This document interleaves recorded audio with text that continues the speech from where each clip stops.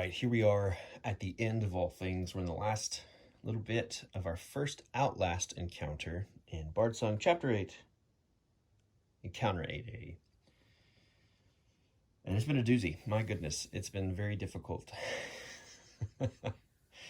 Especially these last couple turns have been pretty intense. We've got poison and a wound on Pathseeker and the same health for Wild Shell with poison and 1 wound. We've got 3 wounds on Forge Warden, but we basically now need to survive for 3 rounds and then we complete the encounter. I guess if you don't kill everything, the zombies run away. That's what we're guessing. But we are here. We have a marching order out. That is the Rotting Brute, Forge Warden, Wild Shell, the Brigands, Pathseeker, the Ettercap, and the Shadow. We're definitely going to fail our next D6 roll at the end of the round and probably get a spider for us. So my plan, whether it be a good one or not, is to have everyone run forward in here, deal with this stuff, and delay the game a little bit, trying to get everyone to come to us, which feels right. So we're going to get into it. We're going to do it right now with the Rotting Brutes going first. So they're cautious. So they want to attack the closest hero, and in this case, they can attack Forge Warden. This guy up here. And then he can't attack the closest hero, but what he will do when he repositions is to move towards a hero in an unengaged zone. We'll go ahead and just do that move, even though we're supposed to get him first. But while we're thinking about it, we'll go there. Okay, the Brute up top here in this chamber is 1 zone away from Forge Warden, so they will get an attack on them. Let's roll a resilience roll here. All right, so +3. Here's what we got. All right, 16 plus 3 is 19. The target number of the Brute is 14, so that's going to be a miss. So that is going to be the Brute's turn. I'm thinking again now that we did cautious. The second thing they could do is move until the closest hero is in attack range, which they move once, and then they would reposition. So move towards a hero in an engaged zone. So I think they get 1 more movement there because they have 2 behavior trait cards. Okay, Forge Warden is up next. I think what we want to do is hit the Ettercap. Yeah, so let's do a Crusader Stride to move in here. What is that? Oh, it's a ghost token. Okay. Crusader Stride up there and roll for an attack. Target number is 12. It's pretty high. Interesting thing about the Ettercaps is that we can kill them with 2 wounds, but if they hit us, they get placed in the same zone as the hero, and then we flip the card, and then they take another turn. So they can kind of attack in quick succession if they get a hit off, which is dangerous. So we want to mitigate that as fast as we can. So let's go ahead and roll. The Crusader Stride will pay a fate here.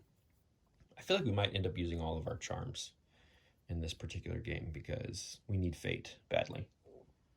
Okay, here's a roll at +3. Need to hit a 12. And we do. 15. So we are able to hit, and if we crit, we can push. Let's just see if we do. I don't think we want to push. We want to stay there. Yeah, no crit anyway. So a wound goes out on the Ettercap.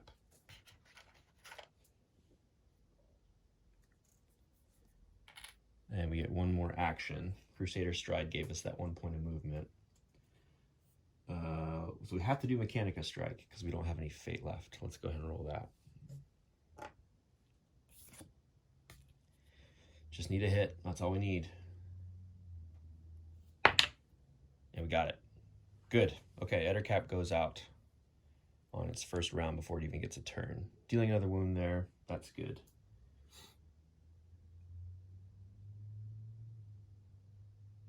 Yep, just double checking. Let's see if we crit to get a fate back. We can add 1 to the defense roll. We could have re-rolled that first damage roll, but it's okay. We add 1 to 4, making it 5, which is the toughness of the Ettercap. So we will crit and get a fate back. That's great. Ettercap goes away. Whoops. Right. Good. That's a good first turn there. No coins.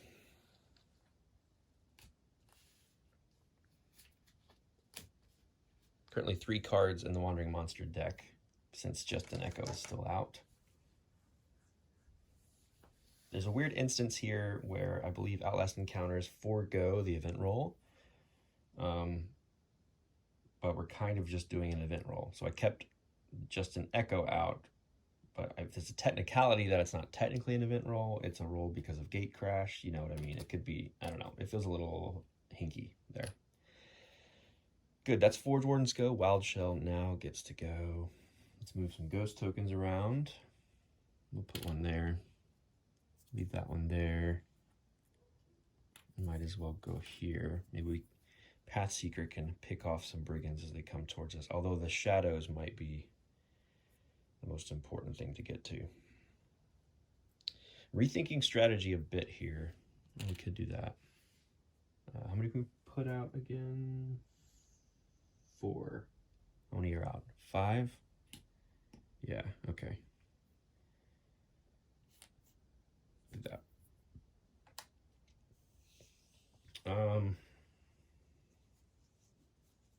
We could just take out zombies, but they feel like these shadows are going to be nasty. Although they don't have any range, we could still just hightail it. We'll stick with the plan. We'll do that first. We'll go...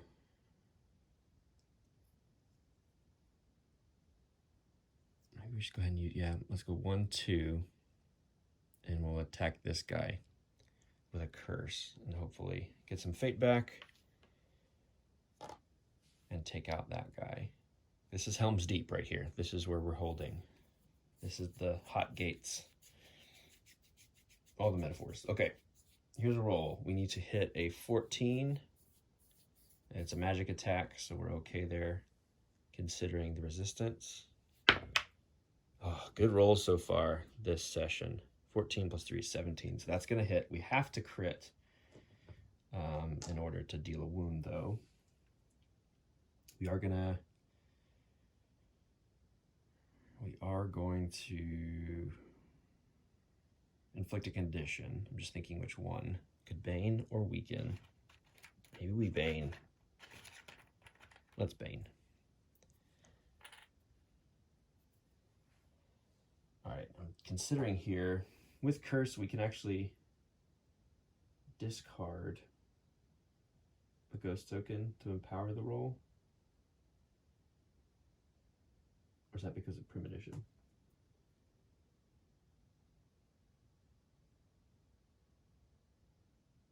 We can empower. Okay, we got fate back, but let's spin it. We can empower the damage roll here. So we'll do that.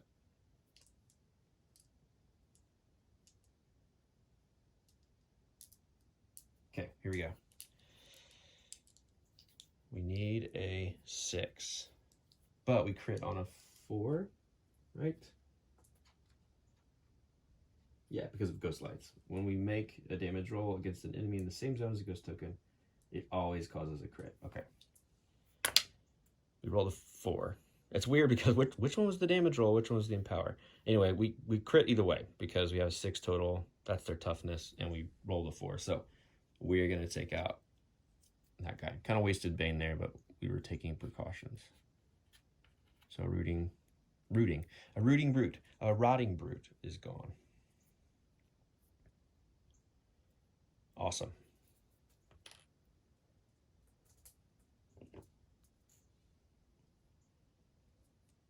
All right, so next up, the brigands will go.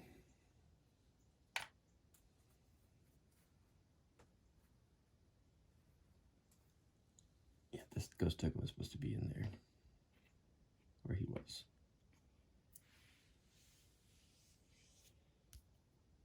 So they want to charge into an unengaged zone. Their movement's only 2, so they can't get there. 1, 2, 1, 2, 1, 2. This is a scary zone for Pathseeker to be in. I think we just move and then maybe get 1 attack off. Although if we move our 3 movement, Pathseeker actually has 3 movement, we'll be out of range of everything. It's a little scary because Pathseeker is kind of squishy.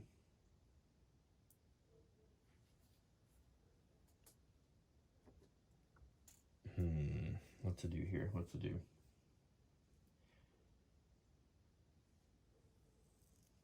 All right, let's do this. Let's try a snapshot on one of the brigands. Doesn't cost fate. And if we're adjacent to this particular enemy that we're attacking with snapshot, we can re-roll. And if we crit, we get to dodge, which would be kind of a free move. So yeah, let's do that. All right. So we get to re-roll this. It's a straight roll against a TN of 10. Snapshot. Here we go. 12 plus 3 is 15, so we're going to hit. We'll say we're attacking this top brigand here. Let's see if we crit. Damage die is a d6. We had +1 to damage rolls. Here we go. Yeah, we crit. Good. We'll dodge backwards. We'll take out 1 brigand. Because that's 2 wounds and a dodge because of snapshot. We have 1 more action.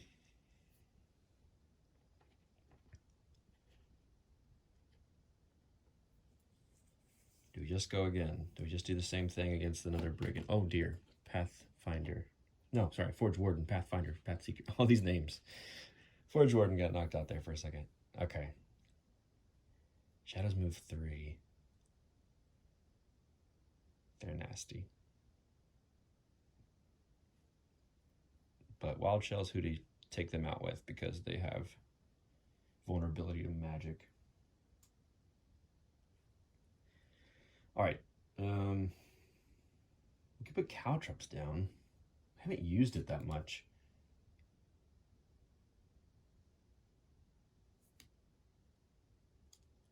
It's kind of tricky to pull off because you have to roll a 6 on a d6 in order for someone to take damage once they enter the zone with the Caltrops. It's just a really tough, and it costs a fate, so it's like expensive to use, and it doesn't pay off that often. If you level it up, it's a 5 or a 6 that the enemy gets damage on. It just feels really expensive to spend a fate to do something that might not pay off, and in all probability, like won't pay off. You know. All right, we gotta do something though. I guess we just do a lure shot. Do we do that against the brute? They're slow. Let's do it against that brigand. They have to spend their last fate, which doesn't feel good to do. But we could push them back if we don't take them out. Okay. And we also dodge again. So these attack dodges are really nice because we get movement and we get some damage dealt. So let's do it. Another straight roll against a brigand. Here we go. 12 again. Total 15. That's going to hit. Let's see if we crit. We'll deal at least 1 damage and get to dodge. But here's the crit. +1. Yeah, another 3. +1 is 4. It's another brigand taken out. It's a shame we couldn't get that last guy because we could have gotten replenished 2 fate tokens. All right, and they could have been pushed back, but we took them out. That felt like a good turn. That felt like a really strong turn. But that's Pathseekers go. Now the Shadows go. They're ferocious and they reposition. So they're going to charge first. So you can't attack if you're in the same zone. 1, 2, 3. 1, 2, 3. And then they'll reposition, which is to move towards a hero in an unengaged zone. They're all unengaged, so they're just going to go for it. Highest initiative is Forge Warden. 1, 2, 3. 1, 2, 3. So they're here. Shadows at the gates. They have a low TN. I mean, it's a 50-50 TN, just like the Brigands. It's 10.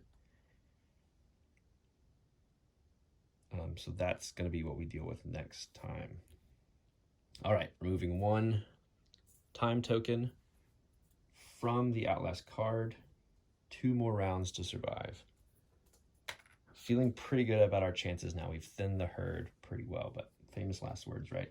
All right, but we have a failure coming because of all these time tokens. On Gate Crash, we -1, which we can't technically roll below a 1, so this is a -7, so we're just going to auto-fail that D6 roll, meaning we shuffle the Wandering Monster deck and draw a card as though the event roll has failed.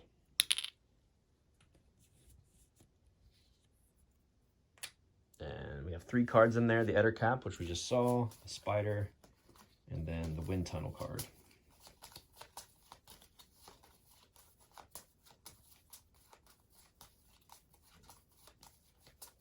And it's going to be Spider. Okay, we'll shuffle initiative. We'll grab the Spider. He's going to go on the spawn point closest to the highest initiative character, which is Forge Warden, so he's right here. He's up in our grill. And we'll shuffle. Hopefully it won't be terrible. Forge Wardens first. Then the Shadows. Pathseeker. Brute. Spider. Brigands. Wild Shell will slow the Brigands so they go last. And first up is Forge Warden. All right, to Spider or to Shadow? I really wish Wild Shell was sooner because he could roll at advantage against those Shadows, but what are you going to do? Can't do that. I feel like the Spider is nastier. He has a range of 2. He's cautious. And then when he gets on the heat up side, he becomes, ferocious. And he can confuse, which is bad. That's bad. All right, what does Forge Warden want to do? We're out of Fate, so what can they do? Mechanica Strike. There's got to be... What we do? Ooh, and I think they're actually blessed because we replenished a Fate with Mechanica Strike last time. Yeah, so they're blessed, which means they have advantage on this next roll. That's good. Forgot about their character power. So let's go for it. Mechanica Strike at advantage against Spider. TN 12. Highest one we have here is an 11, but we get to add 3 to hit. We add 1. Oh no, we re-roll our first damage roll each turn. We can. If we don't crit the crit that we need. Their toughness is a 4. It's a 2. We'll re-roll it. It's a 3. Unfortunately, not going to crit, but we will hit, which deals a wound to the Spider.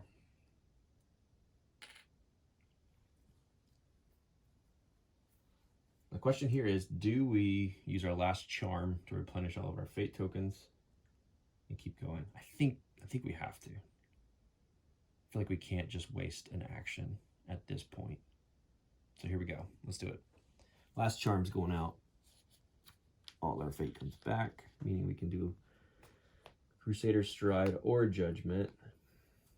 And I think we'll go with Judgment. We can upgrade the damage dice once because there's a Shadow in that zone too. Cost of Fate. Roll against the Spider. Hopefully crit. All right, what do we have here? That is a 1. What a terrible time for a 1. Especially since we just... Oh, no, we did expend a Fate, so we get 1 back. Okay. Oh, boy, that stinks. Oh, well. All right, Shadows want to go now. They're ferocious, and then they reposition. They'll attack it here in the same zone, so this guy will attack Forge Warden right here. We get to add 1 to defense rolls because of the gem on our shield. Their target number is 10. So here we go. 3 plus 1, that's a total kind of resilience bonus. So we're adding 4 to this roll, which is pretty good.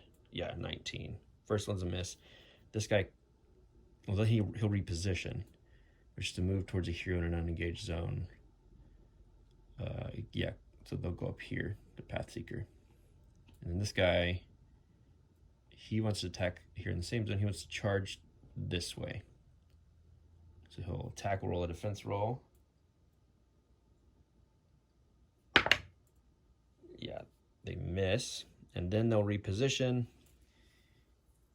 meaning they want to move towards a hero in an unengaged zone, then move towards a hero in an engaged zone. I guess they'll just come right in here. Pathseeker.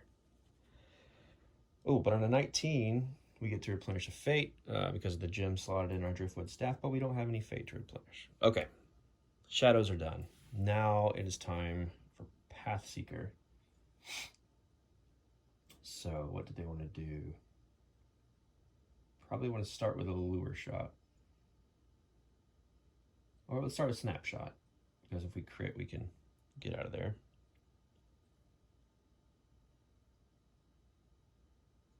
Oh, I forgot totally about Ghostly Talons. Heroes cannot add our resilience modifiers to the defense rolls when attacked by this enemy. Ooh. I think we were still good though. Roll a 19 with Wild Shell, so that was definitely a miss. That was a straight 19. And then I think we rolled pretty good with Pathseeker too. Pathseeker wants to do a snapshot against this shadow. We can re-roll it because they're in our zone. So here we go. 8 plus a 3 is 11. That's going to hit. Let's see if we crit. Their toughness is pretty low. It's a 3. So we have a 50-50 shot at critting.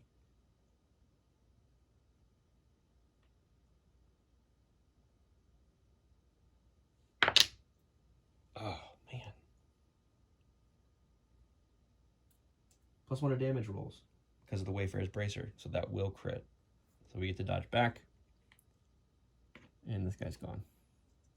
So for Pathseeker's second action, we will do a lure shot. And we'll go ahead and attack the other shadow. No, you know what? Maybe we just attack the spider because Wild Shell gets advantage against the shadows. So we might let him do that. And the spider's about to go. Okay, let's attack the spider. We'll empower the roll. And this spider can be pushed, which is awesome. If we hit here, because we're 2 zones away. Yeah, let's do that. Power roll against the spider. Ooh, a 3 plus 1 is 4 plus 3 is 7. That is not going to do it. We can reroll our first attack each roll, but this is our second one. Yeah, man, that is a waste there. On a miss, we can dodge, but we're kind of as far back as we could get. So that'll be it for Pathseeker. The Rotting Brutes, or there's just one now, the Rotting Brute, I should say. He wants to attack the closest hero. He can't, so he's going to move until the closest hero is in attack range, which is 1. But now he will also reposition, which is to move towards a hero in an unengaged zone, which would just be another 1. There you go. Now the spider wants to go. And it has a range of 2. It's cautious. It's going to attack the closest hero, then attack or move until the hero's in range, but he's just going to attack Forge Warden. Yeah, and they have 3 movement, which is brutal. So let's roll a defense roll with the Forge Warden. Add +1. So a total of 4 resilience here. 10 plus 4 is 14, so that'll be a miss on the spider's part. Yeah, and they don't reposition, they just stay right there. Now Wild Shell can go. All right, what do they want to do? First, move ghost tokens around. let's see. 1, 2, 3, 4. Yeah, that's good. One there, and then keep one there. So a total of 4 out. We have a wounded spider. We have a shadow in front of us. I think we go for the shadow first, and then maybe try to deal some damage to the brute if possible. All right, so we'll curse the shadow here. Could also poltergeist.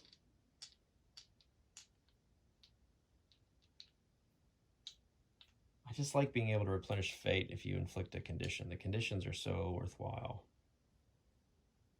All right, so we'll roll with advantage because they have magic vulnerability with a +3 because of our intelligence, or wisdom, actually. All right, so the top one is not hugely high number, but I think it's going to hit because it's a total of 14. Yep, so the roll was still good.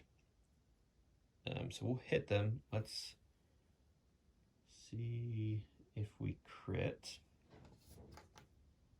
And it's just a 4 here, gets us a crit regardless of toughness. But a 3 actually would give us a crit as well, which we do. Okay, so we get to deal a wound to the shadow. We also get to put a condition on it. Let's put Bane on it since it has us roll without our resilience modifiers when it attacks due to their ghostly talons. Okay, we could do that again, but let's try to soften the brute a little bit. I think we just attack again. It's a regular old attack because they have physical resistance, but not magic resistance. So, oh, we get to replenish a fate because of Bane. And they're about to go, so we'll try to Bane them as well if we hit here, which we're going to with a 17 total roll. So we'll put a Bane token on them.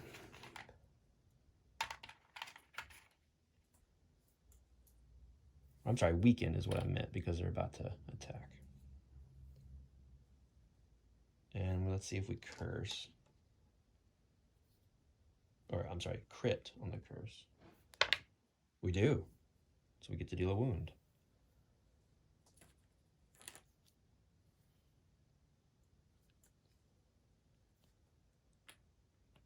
Awesome. Nice going, Turtle Man. Okay, Brigands go next. They want to charge. They can't get to anybody, so they'll just move to the closest hero, which is 2. So there we go. That's that go. Let's do a roll of D6, a non-event roll, event roll. We would -1 for any tokens on Gate Crash, but they're all discarded since we failed already. Oh dear, that is a 1. Okay. So we're going to shuffle the Wandering Monster deck. Deal out some hurt. Oh, and we actually, before we should have done that, we should have taken off the last time token off Outlast. So 1 more round and we win. But we're probably going to get another Eder Cap. We have 50-50 shot.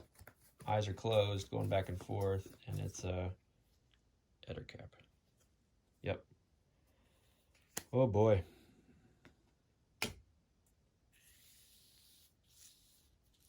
I really did not want to fail that roll.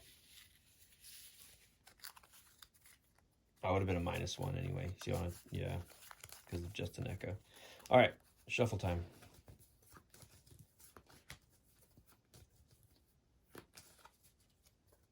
First, we got to put the Eder Cap out, though.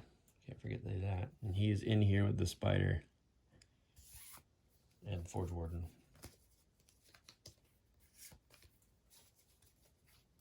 One more round, lots of monsters.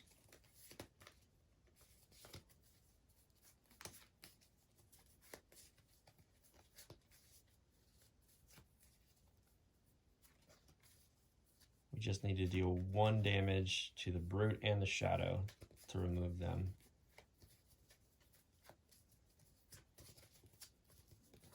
A lot of shuffling. I'm delaying the inevitable here.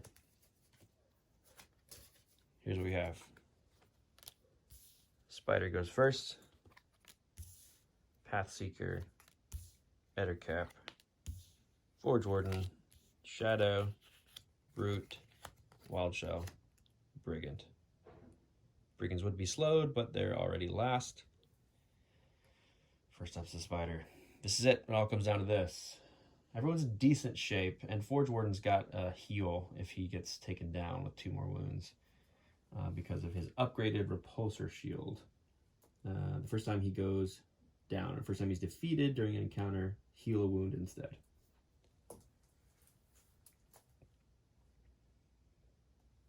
wonder if that means you get 5 and then you heal back down to 4, or if you, instead of actually getting the 5th wound, you heal down to 3. It's probably healed down to 4. Yeah. Okay, Giant Spider. What's it want to do? It's cautious. It wants to attack the closest hero. In this case, that is Forge Warden. So let's roll some defense. We get to add +1 to this, plus our resilience of 3. This is a total of a +4 bonus here. Here we go. 14 +4, 18. So miss. They don't reposition, they're just cautious. It's going to stay there. Pathseeker goes. I wonder if Pathseeker couldn't try to take out the Ettercap. It's fairly easy for them to deal 2 wounds on a crit. They do so with Lure Shot and with Snapshot. So I think we can try that. Yeah, I think we just go for the Ettercap because it's going to go right after us, and that thing is nasty. Okay, well, we have to pick which one we want to do. It's in no, it's not an adjacent zone. It's not actually. So we can't re-roll the attack. Let's start with Lure Shot. That costs Fate. We can re-roll a first attack each turn, so we won't use anything else right now. We crit on a 5. So here comes 19 total. So we're going to hit. And we can dodge. I think we'll stay put because we're kind of in the back corner already. We need a crit here. And this is +1 because of the ruby on our bracer. It's off the table. We'll roll it again. It was a 5, but we'll roll again.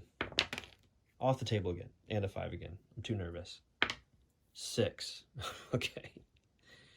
Not off the table, but I'm trying to keep all my rolls in here. We're just calling it that. We crit, meaning we take out the Ettercap. That is awesome. And we can move, but we'll stay put. And that was just 1 attack. So, as you can see, 2 wounds get dealt, Ettercap goes away.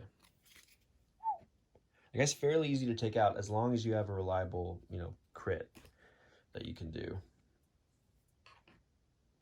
Their toughness is high, though. Toughness is a 5. Oh, that's good. Okay, the Spider is gone. Pathseeker has 1 more action. So now I think we go for the Shadow. Looking at our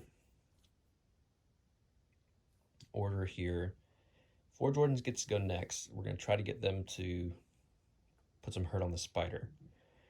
We're going to need to save 2 actions for that if we can, because we still need to deal a total of 3 wounds to take it out before they would. Well, they've already gone. So it's less of a threat.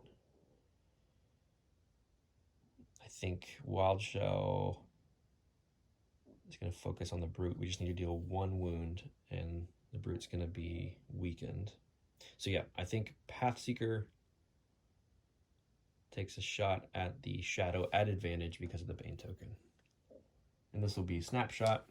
We'll take Bane away.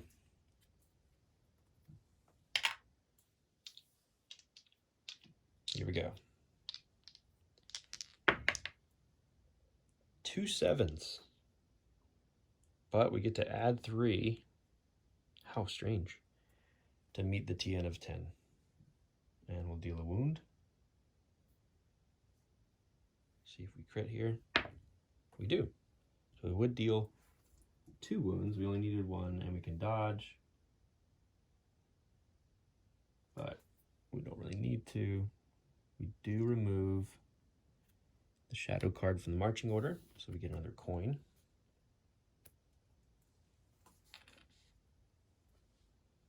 And we say bye-bye to the shadows. So now Forge Warden gets to go. So he's going to Crusader Stride in here and try to hit the Brute. Yeah, because we took out the Ettercap and then we took out the Shadow. Yep. And we get to replenish 2 fate because the Shadow went away. And the Ettercap went away. So good turns for the Path Seeker there. All right. So a disadvantage strike, Crusader Stride coming here against the Rotting Brute. Costs of fate to do. But if we somehow crit, we would be able to push them back.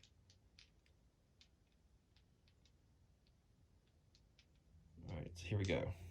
Disadvantage strike. Lowest is a 12.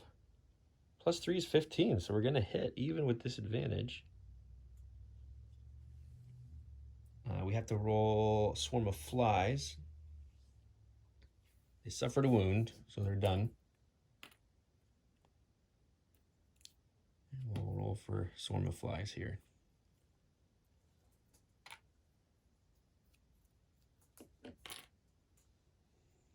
Target number 9.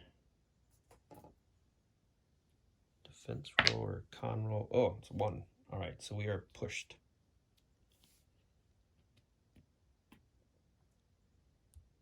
The Brute goes away. So we get another coin. And we are 1 coin away from getting a total of 14, which would allow us to buy back 2 charms. We can't get there. So it's up to Wild Shell really to take the Brigand out, which is going to be hard. That stinks we were pushed. We have 1 more go with Forge Warden, but they can't really do anything. Just move up here, I guess, just because. All right, Wild Shell is 2 zones away from the Brigand, so they can try to take them out. No Ghost Token either, which stinks. Okay. Let's try Curse.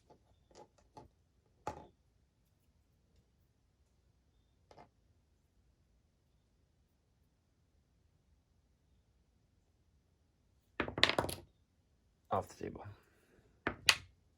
10. That's what we need to hit. See, if we crit, we have to roll a 3 or more.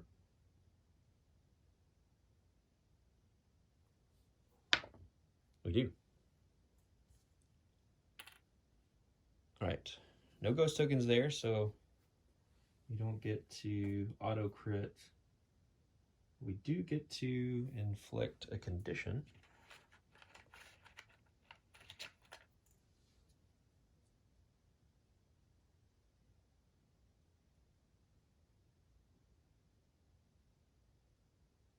So we'll do Bane, so we can roll an advantage, and if we get 1 more wound, we'll get the 1 coin we need to replenish 2 of our tokens in between this encounter and the next. So another curse coming at that Brigand. It's a 19 to hit. I need to roll 50-50 shot here. I need to roll 3 or 4. We'll weaken them because we hit. And rolled a 1. So don't get that 1 coin we need. Wild Shell is done. The Brigands go. We just need to be attacked here. So we'll roll a defense roll for the Warden. Oh, it's going to hit. It's a total of 7. We get 1 more wound, but we're still okay with 4. And that's it. So Reading the Outlast card here at the start of the end phase, discard a token from the card. If there are no tokens to discard and there are fewer than 4 tiles placed in your room, there are not. If there are 4 tiles in play, the heroes complete the encounter. 1, 2, 3, 4. Oh boy, that was intense. We survived our first Outlast encounter. That was encounter 8A. And there are a ton more. 9 more possible encounters in the Crone's Sanctum, which I kind of want to go for, but that might be a kind of boring, grindy thing to record. I might still do it anyway because we've done everything. I kind of want to as well because there's a card called Gatekeeper, which is if you complete every encounter, you retrieve a narrative card, which is that's just the fun part of these games. The gameplay is fun, dice rolling is fun, but the story is what makes the flavor of the dish. So we're going to go for that. I think next we'll head to B. There's a treasure token there and a narrative entry you can read if you complete it. So that was 8A done. We have a lock to go down to the next level. If we complete encounter 1, we each get an XP. So we're sitting here with 4. We'll make sure we make a note of that. And yeah, we'll see you next time in Bardsung.